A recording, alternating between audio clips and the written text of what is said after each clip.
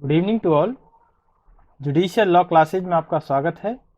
संपत्ति अंतरण अधिनियम की ये जो सीरीज चल रही है उसकी ये 9th वीडियो है। इसमें हम डिस्कस करेंगे दान से क्या तात्पर्य है, वैध दान के आवश्यक तत्व क्या हैं और दान को कब निलंबन इसका किया जा सकता है। ठीक है, गिफ्ट का क्या मतलब है। सबसे पहले नंबर 1 इसकी परिभाषा देख लेते हैं। संपत्ति अंतरण अधिनियम के अंतर्गत धारा 122 में इसकी परिभाषा दी गई है। यानी दान से तात्पर्य क्या है, किसी एक व्यक्ति द्वारा दूसरे व्यक्ति को किसी चल अथवा अचल संपत्ति का प्रतिफल के बिना किया गया अंतरण जिस व्यक्ति को किया गया है वह स्वीकार कर ले, ये दान कहलाता है। ठीक है, यानी कोई भी व्यक्ति किसी को चल या अचल संपत्ति देता है और अन्य व्यक्ति द्वारा वो स्वेच्छा से स्वीकार कर लिया जाता है, तब वो दान कहलाएगा।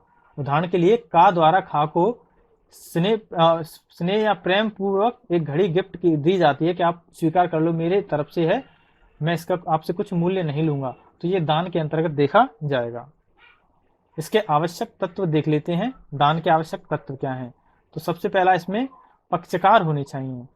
पहला होना चाहिए दाता और एक होना चाहिए अदाता। दाता जो दे रहा है, दान कर रहा है, अदाता जो ले रहा है। ठीक है, दाता अदाता इसमें भी ये है कि दोनों स्वस्थ चित्त होने चाहिए, वयस्क होने चाहिए, और जो इसको दे रहा है दाता का अधिकार होना चाहिए उस संपत्ति पर जिसका वो दान कर रहा है। ठीक है, और दाता एक अवयस्क नहीं हो सकता है, लेकिन अवयस्क अदाता हो सकता है। ठीक है, इसके अंतर्गत ये चीज ध्यान रखना।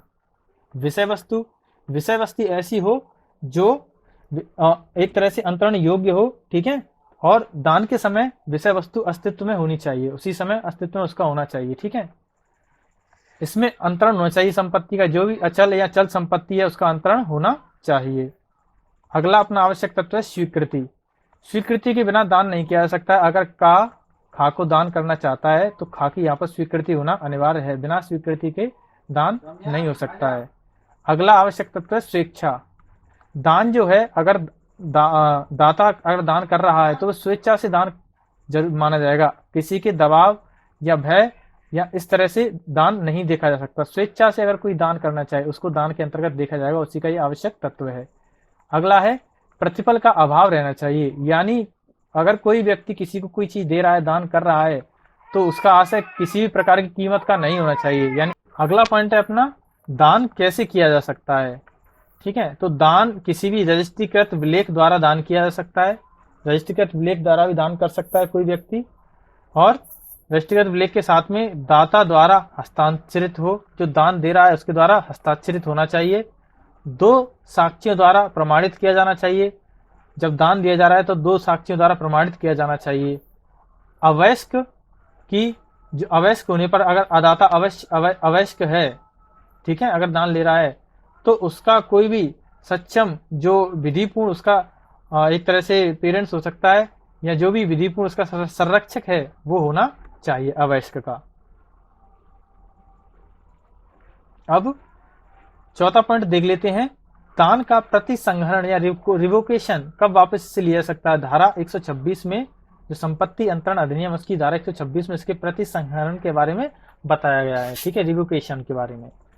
तो करार द्वारा, यानी ये करार कर लिया गया है दा का कि मान के चलो का द्वारा खा को अपना खेत एक विशेष समय के लिए करार के दिया गया है कि आप मेरा खेत करना चाहो कर सकते हो एक विशेष समय के लिए बिना किसी प्रतिफल के, तो इसे अब एक करार द्वारा ही वापस लिया जा सकता है। ठीक है, अन्य आधारों पर भी इसका प्रतिसंहरण किया जा सकता है, यानी दबाव द्वारा।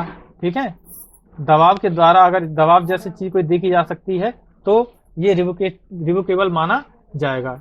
ठीक है, असम्यक असर द्वारा, कपट द्वारा, दुरुपयोग द्वारा। कोई अगर दुरुपयोग करता है किसी वस्तु का, जो दाता होता है वो सोचता है कि इस वस्तु पर मेरा अधिकार है, वो किसी अन्य व्यक्ति को दान कर देता है, तो ऐसी स्थिति में भी इसको प्रतिसंहरण योग्य माना गया है।